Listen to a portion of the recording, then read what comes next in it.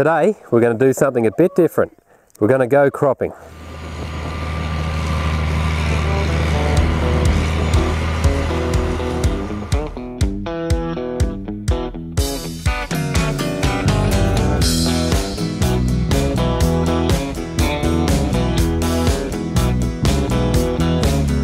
Got a brick veneer on a little block.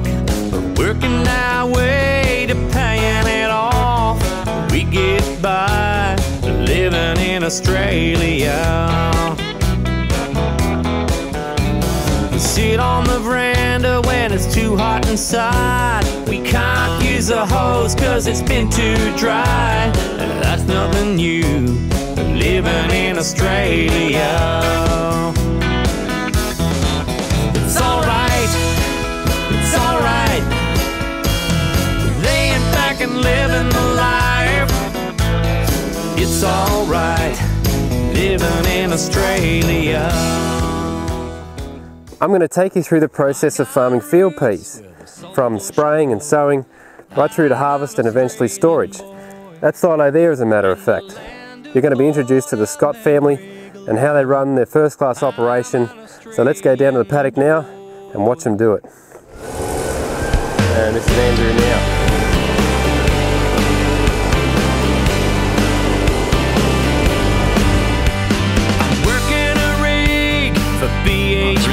With Andrew, and he's spraying the paddock before the peas get sown, and that's called a, what do we call it, a pre-emergent spray, Andrew?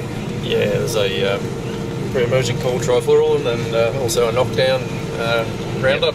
Yep. And got a few obstacles of a few trees in this paddock, so we've got to be careful. But Andrew's a pretty experienced driver, so we'll have a look at what he's doing. So how long have you been in the cropping game, Andrew? Yeah, ever since I've left school. What's that? Yeah, nearly 40 years now. Right, 40 years, so it's changed quite a bit in that time. Oh, it certainly has, yeah. Yeah, we've gone from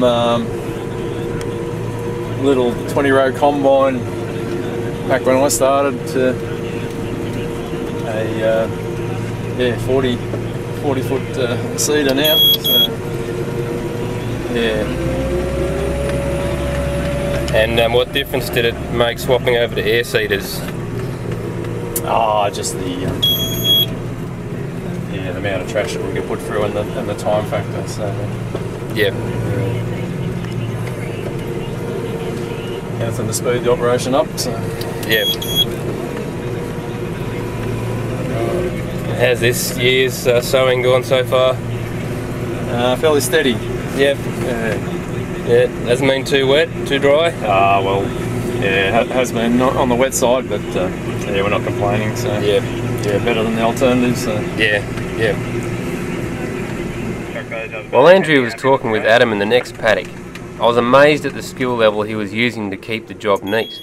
Even though at times Andrew feels spoilt by modern technology with wide booms and GPS guided steering, it still requires a lot of expertise and the ability to do several things at once.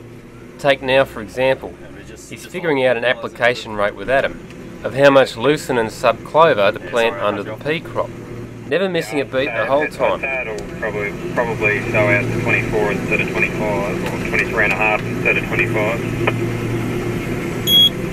Yeah, so it's just going on a whisker heavy, isn't it? Andrew and his team sow at a rate of about 10 hectares or 25 acres an hour, which amounts to about 120 hectares or 300 acres a day. And over the whole season, they'll sow about 2,800 hectares or about 7,000 acres. The ground they're sowing into has had more than enough rain on it this year. So provided they have some good follow-up rains in the spring, Andrew is expecting a good harvest. Now we're going to hop in the tractor with Adam, and he's pulling a great big air seeder along with this big tractor. Now it's a bit noisy in the cabin and I have to do a voiceover for most of it, but it gives you a good look of how the whole process works. So let's jump in there with him now.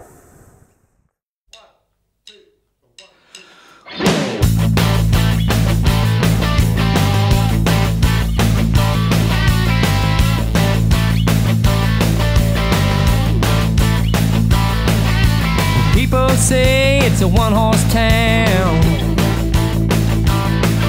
There's nothing much to do when the sun goes down. You say that out loud at the Royal Hotel. You get a beer, get a fee, get a bite as well. If you ever need to find me, write me a letter, drop it in the mailbox and tell it to deliver it to Texas QLD 4385. And it's home sweet home out on the borderline. Well, this is not the USA. We do things our own way out in Texas QLD 4385. Alright, we're in the tractor with Adam now. Adam's sowing paddock. This one's about 90 acres. So Adam, what's this a crop of? We're sowing field peas. The field peas that Adam is sowing here are spread across 2 paddocks that amount to about 100 hectares. Peas are a legume crop that is commonly used for animal stock feed. And this is the end of the cropping rotation for these 2 paddocks for the next few years, and they'll be used for sheep feed in that time. So Adam will be undersowing the crop with lucerne and subclover through the small seeds box. Now let's hear from Adam about his working arrangement and some of the stuff he does in his spare time, as well as some of his working history. So what's your work situation, Adam? Yep, so I work for Andrew and Matt Scott, so they're a sheep and cropping farm. I do this sort of work and I do sheep work as well for them.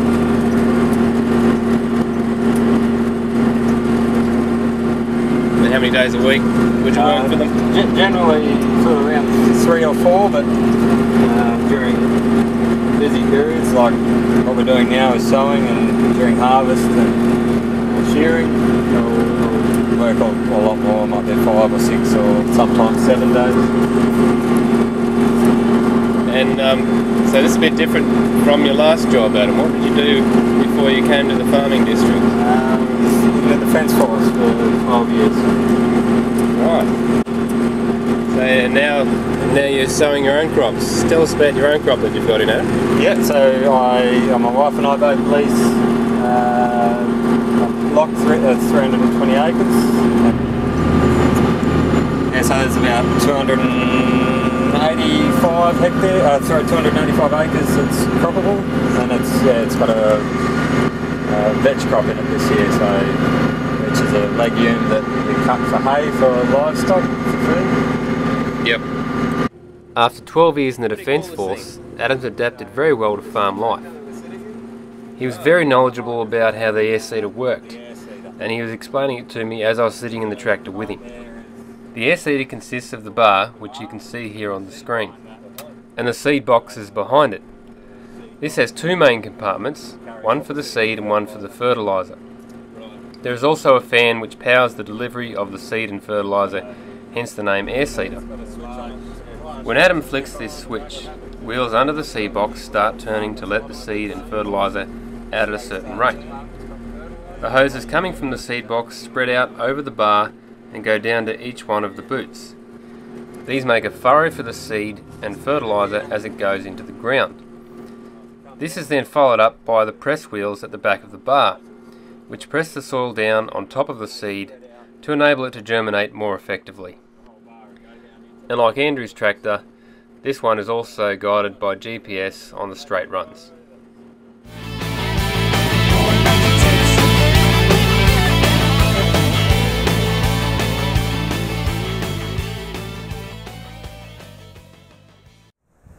Next we're going to go down to the paddock and watch the air-seeder being loaded up.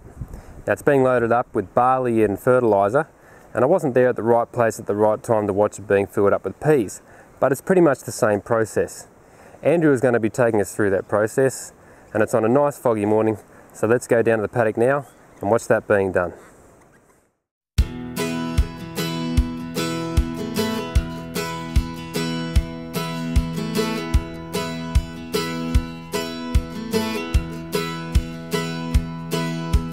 Honey, pack your bags, grab your old blue jeans. We're gonna go fishing in a mountain stream. I know a little shack way up in the hills, 25 miles from Harriettville, in the high country.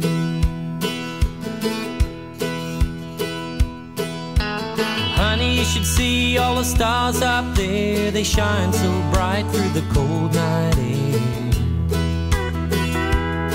I'm gonna build you a fire that'll burn real hot, and I'll stay with you at the old camp hut in the high country. I've got my four-wheel drive and I'm ready to roll. I wanna go flying up an old dirt road, up in the hills where the brumbies roam. This land must surely be God's own. In the high country, in the high country, yeah. In the drought of 1882, the Madisons brought the cattle through.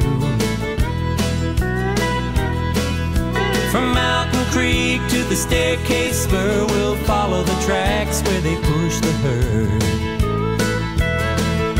up to the high country.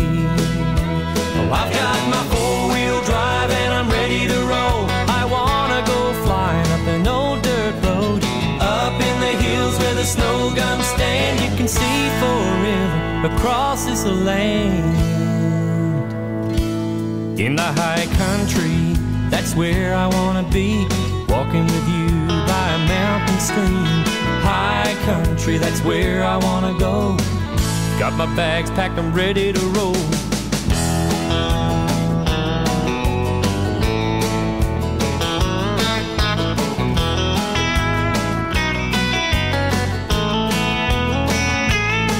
I've got my four-wheel drive and I'm ready to roll. I wanna go flying up an old dirt road, up in the hills where the snow gums stand. You can see forever across this land. I'm heading for the high. Now it's been a pretty good winter for rain. We've had a couple of good rains as well in the spring, one of which was a hailstorm, but it didn't do too much damage to the pea crop. In fact, I've got a little bit of footage of that hailstorm just here. Now we're going to jump in the header with Matthew, and he's going to take us through the process of taking off that pea crop.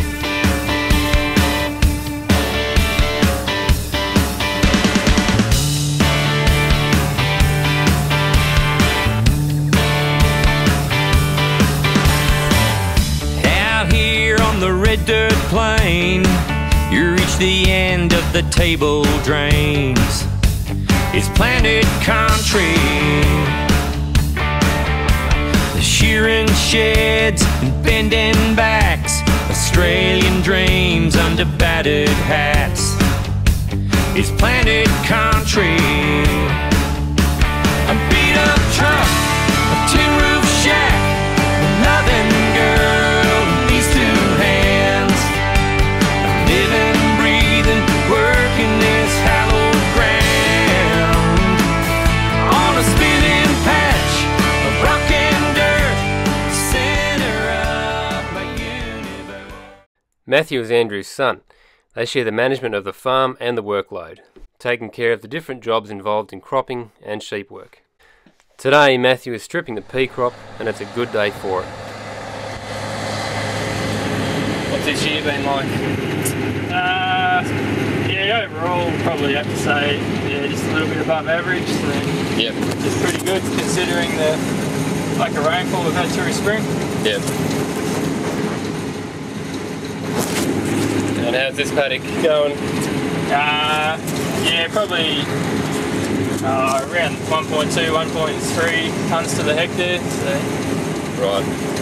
That's fairly average for a pea paddock? yeah, can't get too excited about pea yield, so that's about it. And any major challenges this year? Any big hiccups or anything? Or it's going along pretty smooth? It's going along pretty good. Just the rain last week sort of held us up for probably a week, so Yeah. yeah, it would have been good not to get that. Might have downgraded a bit of wheat, but yeah, we'll wait and see. Yep. Right. And just tell us about yourself, Matthew. How long you been a How long have you been farming? Yep, ever since I finished school, so did year 12, and then ever since I've been 18, I've been home on the farm. So, yep. Something you always wanted to do? Yeah, yep. So don't know what else I'd do if I wasn't a farmer. So. Right, yeah. You doing it for a long time yet, I suppose? Yeah, hopefully. Yep. A few more years yet. Yeah, Matthew, just take through some of the instruments that you use to drive the header. This button here folds the auger out and then in. This one here turns the auger on. These two sections of buttons here I want to do with the front and lifting it up and down and tilting it on an angle. This button here, you press that one to lower it down back into your position. Yeah. And over here we got the button that flicks the machine into gear and the one that flicks the front into gear. Yep. Yeah, it.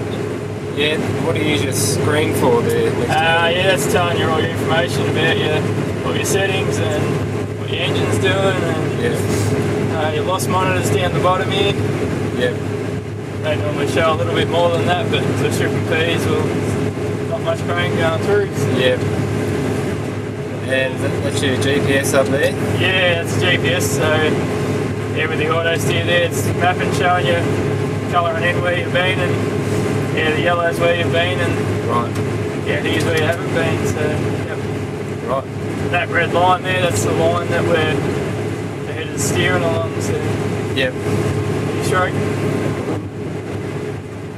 The box that the grain goes into at the top of the header needs to be emptied regularly. If the crop is yielding well, this will need to be done more frequently, and if the crop is yielding less, it won't need to be done so often. The auger you can see here is part of the header and swings across to empty the load into the waiting truck. It is then taken off to the silo for storage. Country girl in a flatbed truck, harvesters whipping up a cloud of dust. It's planted country. And finally, the last stage of this process is to put the peas into storage before selling it. Andrew has that job today. He's going to take the peas out of the truck, put them up the auger and into the top of this silo.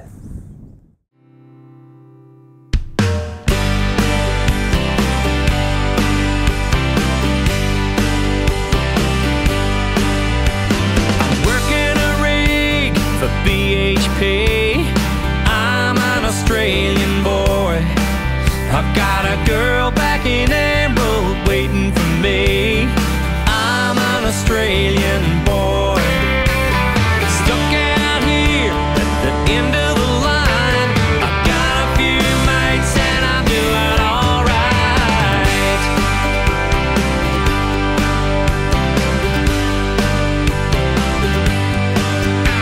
I hit the weekend like a 303. I'm an Australian boy, kicking up a dust storm, blowing off steam. I'm an Australian boy. I'm stuck in traffic on Flinders Street. It's the blues and the farmers at the MCG.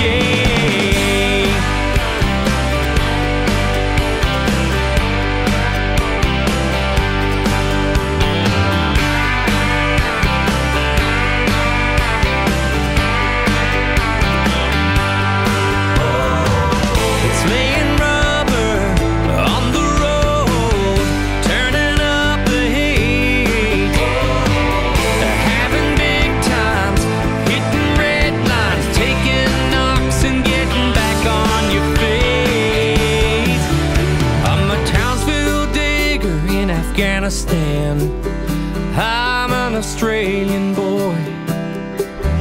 Tell the kids that I'll be home soon. I'm an Australian boy.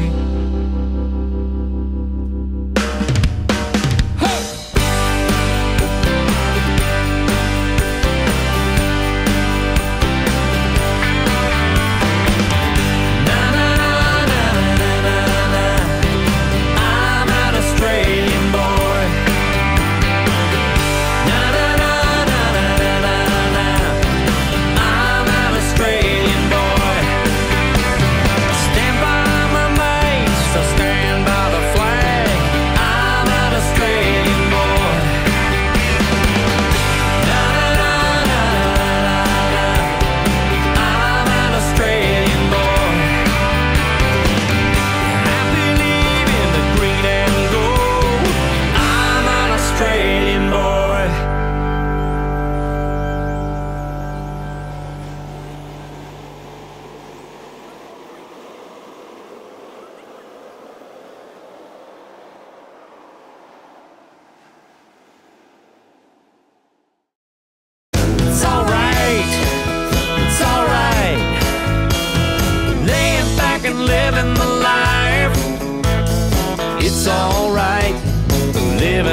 Australia.